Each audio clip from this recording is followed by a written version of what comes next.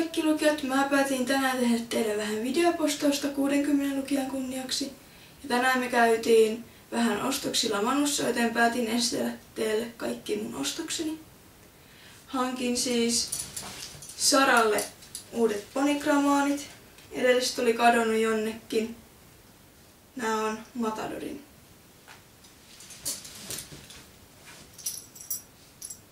Sitten hankin myös Pasirin ruskeat jalustinhihnat. Nämä on kans ponijalkkarit. Nyt vihdoinkin on samanväriset jalkkarit kuin satulakin. Sitten tämän päivän tärkeimpänä ostoksena hankin Piköörin kisatakin. Tää oli mun mielestä tosi kiva ja tää istui tosi hyvin. Täällä on nappien alla on piilovetoketju ja sit sen takia tää onkin tosi istuva päällä. Sitten halusin vielä hankkia itselleni Plastronin. Tää on Kingslandin ja siinä on sit vähän tommoista pitsiä kans tossa edessä.